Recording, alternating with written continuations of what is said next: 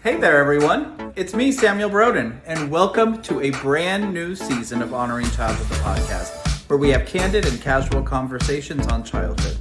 I am just so excited about all the amazing guests and conversations we're going to be having this season, and I can't wait for you to join us. So, what are you waiting for? Come on, let's go. Hi, everyone, and welcome to a brand new episode of Honoring Childhood, the podcast, where we have candid and casual conversations on childhood. I'm so excited that y'all can see me and watch the videos of these podcasts now, so I'd love to hear what you're thinking about that. And I am so excited to be joined today by my special guest, Kayla Snidal. Hi, how are you? Hi, I'm good. Good, Yeah, good. I'm so glad that you're here. Um, I will start with just a little bit about you, and then you can let us know a little bit about yourself as well. So, Kayla is the passionate educator behind Capable Learners, an in-home play-based day home in Edmonton, Alberta. With over 15 years of experience in early childhood education, Kayla champions child-led learning, messy play, and meaningful connection. Things that y'all know I love. She's also a mom of two, an advocate for day home educators, and the creator of digital resources that support both families and fellow educators. Through her work, Kayla is on a mission to honor the magic of childhood and the educators who nurture it. Perfect. Love it all. I am here for all of that. So I would love for you to just give us a little bit about yourself and a little bit about what you do and your journey in this field. absolutely. After having my daughters 6 years ago now, after my second one, my mat leave was done. I was like, you know what, I'm gonna start a day home, and it gave me an opportunity to stay home with my girls, but also be the leader in a program that I want to run, that features the children, that is play based, sets my philosophy at the forefront Hmm. of what's important for the program that I'm offering for the children. So I started my day home, and it's evolved over the last 4 years. And in the last 6 months, wanted to support educators and parents and advocate for early learning and what play-based quality and home daycares look like and what we have to offer. And that's how I started doing Capable Learners, is just supporting the families and other educators out there. I love that so much. And, I feel like so, at least for me, like I super connect with that idea of like wanting to be in a space that is all about your philosophy and all about what you believe. I spent a lot of years working for other people's philosophies and other people's ideas, right? And that it can be really, really tough if it's not aligned with what you're thinking, right? And it can really kind of leave you torn. And so I feel like a lot of us have that same feeling of, oh, I just want to be somewhere that values what I value. And so you being able to do this in your day home is just like the perfect like way to do that. And it's like it's mine. This is what we do here. I don't have to worry about what anybody else is wanting to do or is thinking about doing. And so I just think that's so great because, you know, the things that we believe about childhood, it can be difficult to find that um in kind of more typical childcare settings. So I love that. What type of things do you do throughout your day with the children? What types of things do you value in the care that you offer them and the experience that they have? So my day home is play-based. Often I tell parents when they come in, don't be alarmed. I have minimal stuff out, but I have a storage room full, and I rotate it out based on the kids' needs, wants, interests. And they come in and they get to play, and they get to lead the way on what is interesting to them. Hmm. And it's a lot of going outside and adventuring, building community, exploring the neighborhood. Um, yeah, and it's just following the children's lead and allowing them the opportunity for those big blocks of playtime, Yes. so that they can just get into play and have that childhood that they deserve, without an adult saying, let's do worksheets, let's do this, let's Yeah, do that. yeah. They get to really mold their day. Yeah, I love that. I love that. And you said that you kind of let the families know like don't worry, I have this or we have this. How do they respond when they come to your program? Is that something that they're specifically looking for, or is that something that you're also kind of guiding them through the process of what that looks like? 'Cause like for me, I found that a lot of families and a lot of parents, they want what's best for their children, but a lot of times what they see as the, quote unquote best isn't really. And so it's always interesting for me to kind of navigate that. So I'm curious as to what that has looked like for you. Yeah, so during my interview process, we do an in-home interview where they come, I meet the children and families, and I let them know like my toys are 90% open-ended, loose parts, things that offer that imagination, the children's creativity. And I let them know like don't be alarmed that there's not a whole bunch of stuff here, because if I showed you my basement, you would know Yeah. that it's full. And I think as they come to the program, they realize, oh, this week she has trains out, next week she has this out. And they eventually start to see that rotation, and my documentation of like, okay, we're doing this, we're doing that. And they see the evolution of Yeah. how the toys move around based on the Yeah. children's needs and interests. I love that. I love that. And I love that idea of like having that documentation of, what the children are doing, what they're learning, what they're gaining through this kind of play that they're leading on their own. I found that a lot too, right? When the families come and they'll be like, "Well, I don't know what they're doing. All I see is, them playing every time I come here." And so I like that idea of being able to have a response or have something that shows like these are the things that are important, and this is why they are important, right? Because again, the families are wanting what's best and they're wanting their child to succeed, but at least I found a lot of times, when the families don't have experience or education with children, they're looking to, other sources, right? Their friends' kids or what they're seeing online or on Pinterest or on wherever. And a lot of times, again, that doesn't really align with the things that we're doing. And so I like that idea of being able to have that type of documentation or just have that response of this is what they're learning and what they're doing. And I'm assuming they respond well to that, right? Because they're seeing it in their kids as well. Yeah.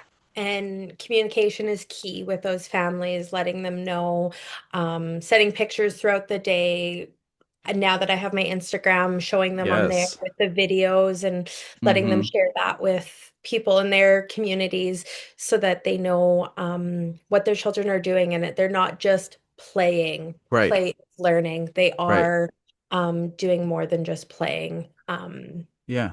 Yeah. I love that. Has that always been your philosophy, or is this something that you've kind of worked throughout your kind of experience and shifted and changed?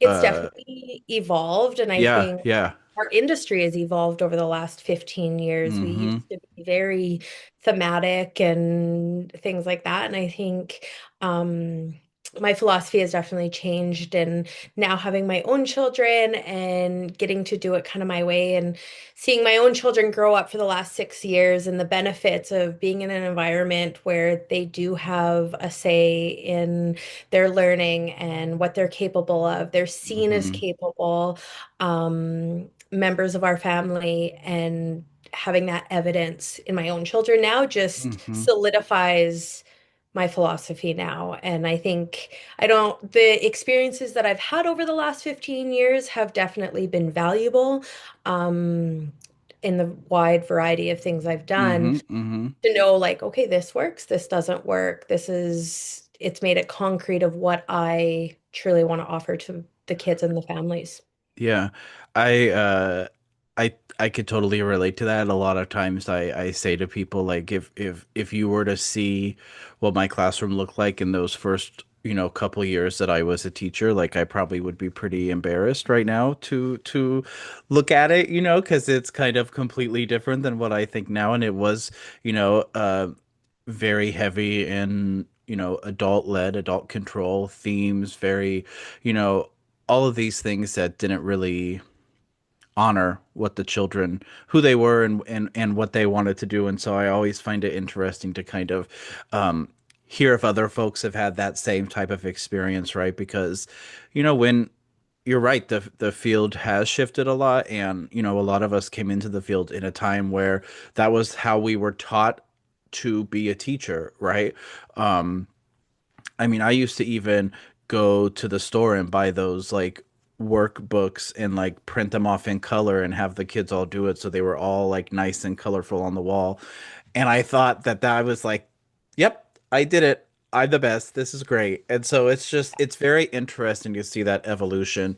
Um, just like within myself and then also within the field as I've like met other folks and talked to other people and seen other people's journey and been like, wow, it's a really cool um evolution to make, and it's just another like reminder that no matter where we are in that journey, like there's always room to grow and learn. Even now, I feel like, right, there's things that I'm learning and doing differently all the time. And it goes to show the concrete things that have stuck, the process art, the sensory Hmm. bins, the different things like that that have stuck with me, that are timeless. And Yes. that's pretty cool to see that they've lasted the time. Yeah, totally. Yeah. And I think that idea, we said it a little bit in the little intro about you, but that meaningful connection, right? I think that at least for me, that's something that's always been there in one form or another.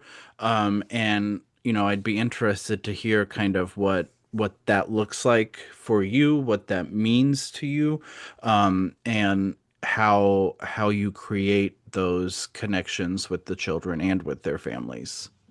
Yeah. And I think that's one of the biggest things I love about running a day home is these connections with the families, with the children. You are spending 8, 10 hours a day with them, often for years at a time. Like Hmm. all my families are 2+ years with me. Wow. So it's not like a typical facility where they're with you for the 6 months or the year and then they're moving off into the next room. Like they Hmm. stay with me, and often they stay with me once they enter school too. Yeah. So that just goes to show how much you learn about the children, and you um, get to know them on a deeper level. And you have sibling pairs too. So you're not just having one child in the family, you're having multiple children. So you get to see that dynamic too, and you get to foster that family relationship, sibling relationship. Hmm. And then just building it with the family. You're seeing them day in and day out. Hmm. You are going through these life milestones with them, children learning to walk, learning to speak, Hmm.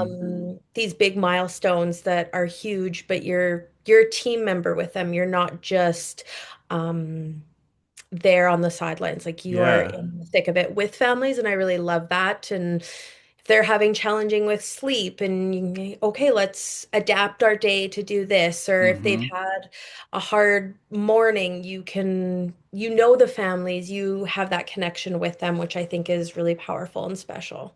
Yeah. That's I love that idea of the children being with you for such a long amount of time, because for me that was always the thing, right? I would spend that time with them in the classroom for that, year, 9 months, whatever it was, and I would build up all these things that I wanted and try to instill all these things in them. But then it's like, they're going to the next classroom or they're going to, and a lot of times it's like, oh, I really hope that something sticks with them that they had in this short amount of time with me, or you see the classroom or teacher that they're going to next, and you're like, oh man, they're not going to get the same, all those kind of worries. And so being able to kind of be with them through so many years and through so much, development and growth is just like I don't know, it's just it has to be just like such an amazing feeling and such a strong um connection that you're able to build with them just throughout the time itself. I love that so much. Yeah, I think um it's a fine line because I run a business and I want to keep things separate, but they become a part of me. They become a Totally. part of my family. They become my children's best friends. We're going to birthday parties. We're hanging out, and it's Hmm. really special because we become an extension of their family when we run these day homes. We're not Yeah. just a babysitter. We Right, right, are right. an extension of that family and work on a team with them. And it's so powerful and special. Yeah, and the work that we do already is already so personal, right? And it can be really hard no matter what to kind of keep that strong line of separation a lot of times, just because it's such, intimate and personal work that we're doing, this type of care work. And so I can definitely relate to that, where, it's one of those things where you're like, okay, I'm gonna make sure that, this is school, this is, outside of school, whatever, right? But then it's like you're spending so much time, you're seeing these milestones, you're seeing these different experiences, you're experiencing them together. And it just creates that true meaningful connection. And so a lot of times it's like, okay, that's, here we are, that's what it is, and I love it. And then, it's I don't know, it's something that you can't really understand unless you experience it, because not many other uh professions or careers kind of have that type of personal touch. So I definitely can relate to that. Yeah. I would really be interested to hear a little bit more about how you have been, or how you're working to support, other day home educators, other early educators, in kind of the resources and the work that you're doing through Capable Learners. Yeah. So a day home, I work with six children plus my own by myself all day long. And it can get very isolating, very lonely. And that results in burnout often or Hmm. no place to connect with somebody that understands it on a deeper level. So I started Capable Learners and on Instagram, just sharing our day to day and connecting with other educators so that they have a place to go and to talk about their wins, their challenges, and not feel so isolated and lonely. Hmm. We're dealing with lots of changes with our government right now here in Alberta and Canada, in the childcare sector, and it's just nice to have other educators that get it, that what we're doing. And so I just want to be a person that they can come to for inspiration, for support, for guidance. Hmm. And it also gives me a place to connect with people that get to understand what we do Yeah. Yeah. because it can be very lonely and isolating. Yeah. That is, I don't know. I feel like that's such a big part of what we do, and it's something that I feel like is missing a lot of times, because it is, it can be really isolating, especially if you're working alone. Um, in the times that I've had, classrooms where I was separated for most of the day from anybody else, even if it wasn't a center, right? I was separated from everybody else. It was me and the kids all day. No one came in, no, we had our own thing. And so that whole kind of sense of, I'm talking to a lot of these kids like they're my friends, right? We're having conversations about like what I had for dinner last night, or what happened on my show last night, or whatever it is. Um, but also I feel like a lot of times when we're in this field and we're trying to do things differently, or we're trying to, make a different experience for the kids, it can be even more isolating. um, because it can feel like a lot of times we're the only ones doing it, and I feel like as I've found more folks in this community who think the same thing, it's kind of tricked my mind into thinking that like this is what everyone thinks, this is how everyone in education thinks. And then kind of once you step outside of that, you're like, oh wow, there's a lot of work to still be done. And so I think being able to find other people who think the same way, who understand the work and understand the struggles and are able to talk about it is so important. Because I don't know, I say it all the time too. Like I'll come home and talk to my husband about it, and he's super supportive of everything that I do and loves to hear it. But there's something different about having conversations and connections with other people who are doing the work, right? Who know exactly what it is that you're feeling or that you're working through or that you're struggling with. And so I think that being able to create spaces like that is just so valuable. Yeah. And I do a lot of second guessing, questioning myself. Hmm. Am I doing enough? Am I not doing enough? Is this good enough? Am I providing the best opportunities for the children? And that self, I don't have any way to bounce it off. It's that Yeah, self yeah. to myself. And so by having other educators that they're like, wow, that's a great idea, or like tone it down. You're doing Yeah. great. You don't have to do 10 things in a day. Let it just be with the kids, play base, like giving Hmm. them that validation and reminding myself too that we're doing a great job. We're doing the best we can. We are human. Hmm. We're we're trying the best we can. We can't be perfect every day. So it's nice to have that space.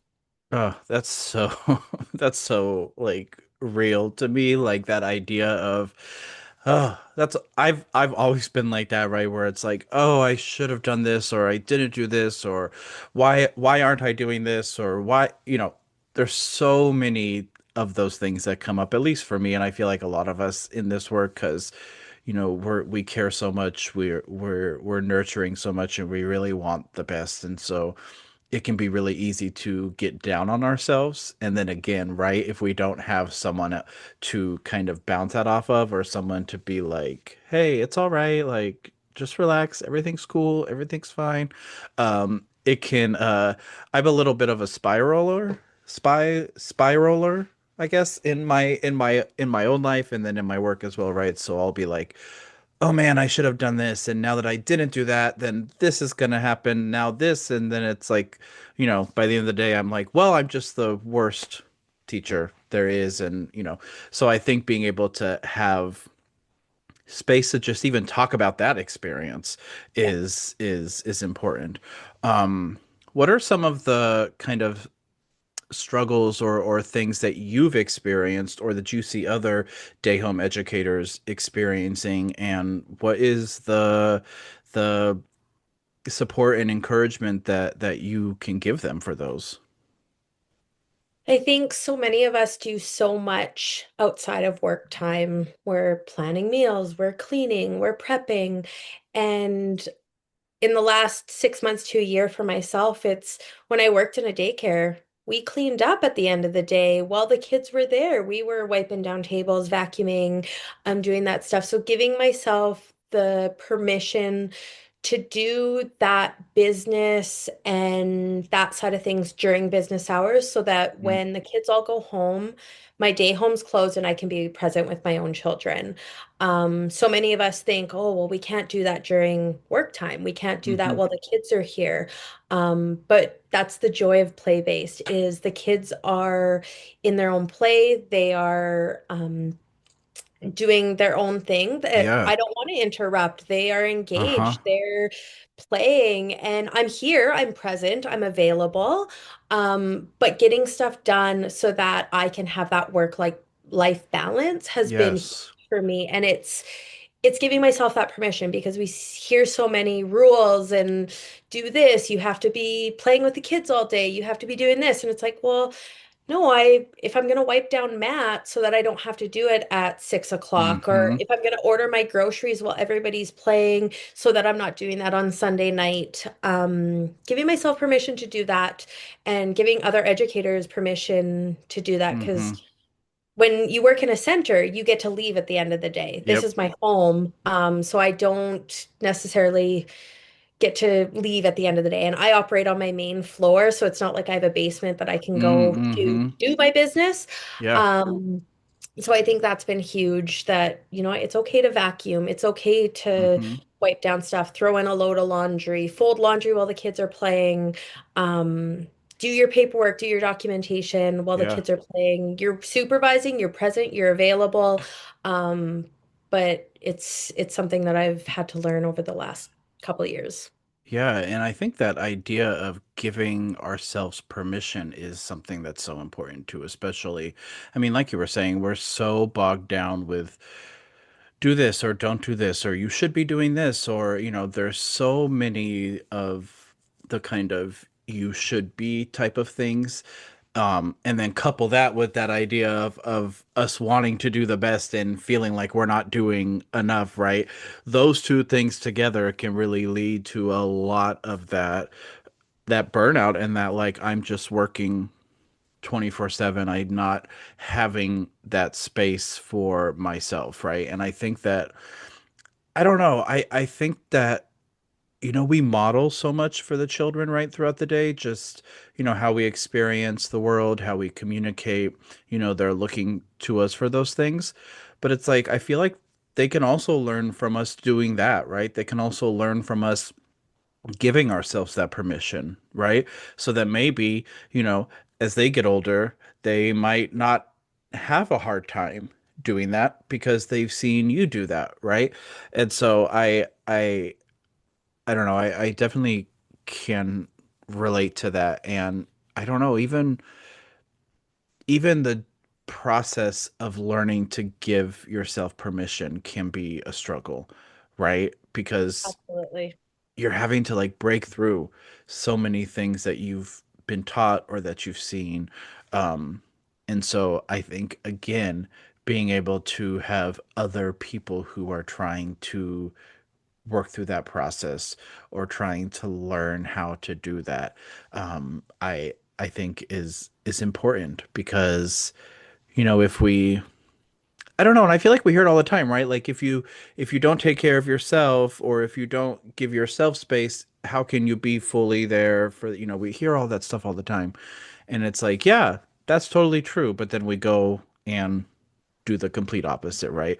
And so I think that process of giving permission is just really important. Yeah. Absolutely. And as a day home provider, I wear all the hats. Mm-hmm. I'm the cook, I'm the cleaner, I'm the prepper, I'm the documentation person. Like I'm doing it all. So just making sure that I'm taking care of myself. But it's if I open from 7:30 to 5, those are my working hours. I'm going to get as much of the business stuff done Mm-hmm. during those times too. Yeah. So, and not saying Yeah. it doesn't bleed out into my evenings and weekends, Mm-hmm. but it takes a skill to try and do it during the day and to balance that Yeah, for sure. definitely. Definitely. There was something that you said while you were talking that I kind of wanted to touch back on and kind of just talk a little bit about. Um, that whole idea of the children having their time and having their play and you being separate from it.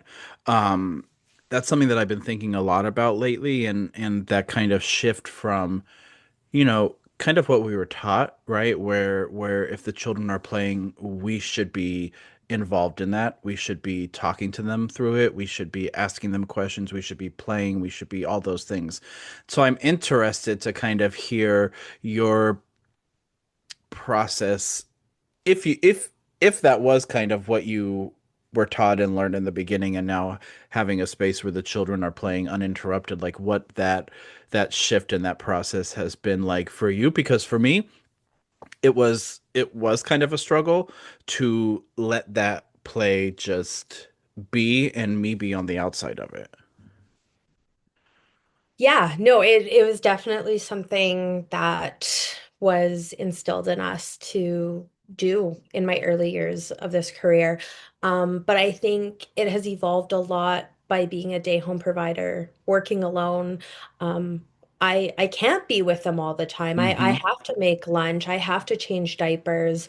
Um, and then just seeing that evidence and the play evolve and the research showing us that they need that uninterrupted time has helped.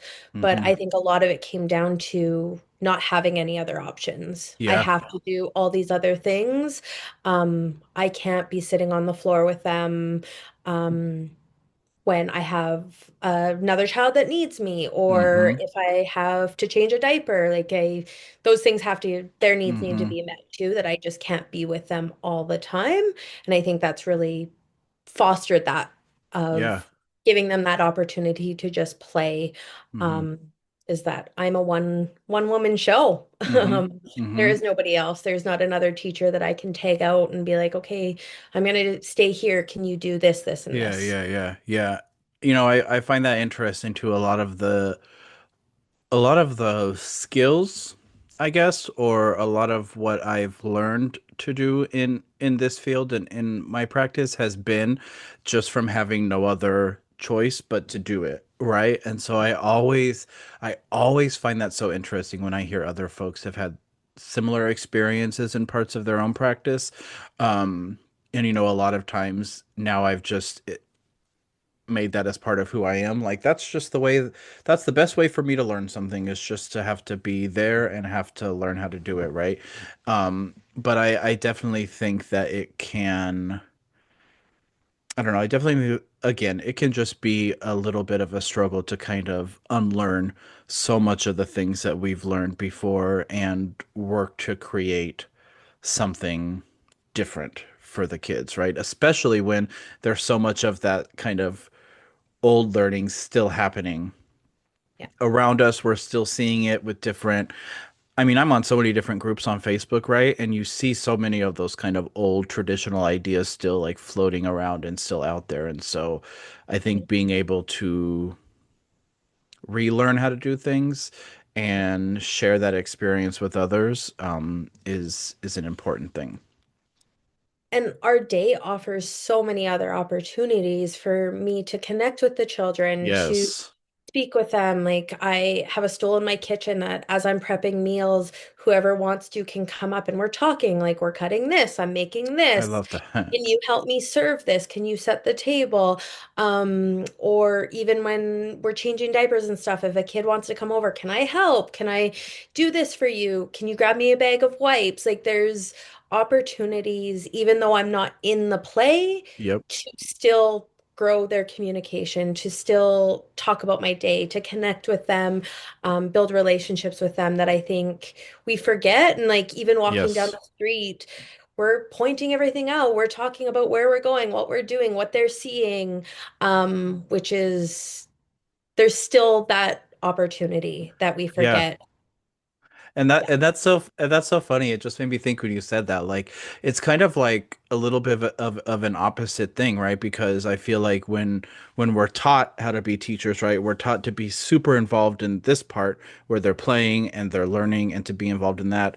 And then when we're doing our own kind of work, to do that alone. Right. But it's like interesting now to see like, no, they can have this time, but there's so much value in this type of like connection and this type of communication that we're having just as we're doing day-to-day kind of activities. There's so much space for that relationship to build, and so I think that kind of shift is really interesting to think about, where at least for me it was like, okay, I'm involved in their play, but now I'm over here doing this and I'm kind of doing this alone and missing so many opportunities to have them help and have conversations. And so I love that. And the stool in the kitchen, like I just had a visual in my head as you were saying that, and I was just like, I love that so much. And there's so much connection that can be built through those kind of day-to-day tasks of, this is what we're doing to keep our day going. Yeah. I love that. I love that. Mm. um So before we wrap up, I would love to hear just if you had one thing, one idea, one tip, one suggestion that you would want an educator who's listening to this to take from our conversation and from what you're talking about, what would that one thing be? Oh, I put me know. on the spot. I know. I You know. I should know. warn me. Uh, yeah. Um, that our role in a child's life is important. We are put in these children's life, and that we matter to them, and that we are doing the best we can. Um, with knowledge we have, with our capabilities that we have, we are meant to be in their lives and provide an environment, a space, build connection with them, and that kids are more capable than we give them credit for. They are little humans that are so capable when given the opportunity, and trusting their lead and listening to them is so important and special. Oh, I love that. I didn't need to give you any warning. That was beautiful. It was Oh, like thanks. perfect. See, right on the spot sometimes is good. No, Yeah. that's beautiful, and I think that's a sentiment that we want a lot of folks both in and at least for me in and out of education to know, right, about the capabilities of kids. Because I feel like most of the adults in our world don't view them as as capable as they actually are. And so I think that's really important. Um, would you like to let everybody know where they could learn more about you or get in contact with you or connect with you? Yeah, so I am on Capable Learners Day Home on Instagram. That's where I'm posting and sharing and giving ideas and inspiration. And then I have capablelearners.ca, and that's where I share resources and just different offers that can help families, educators, um, with inspiration and help make their life easier. So, I love yeah. that. I love that. And I'll put all those links to everything in the show notes and in the caption of this video as well, so everyone can have easy access to that. Thank you, Kayla, so much for joining us today. I've loved our conversation. I think there's a lot of value in what you have to say, what you have to offer, and this idea of connecting with other educators and building that space for them, I think is so important.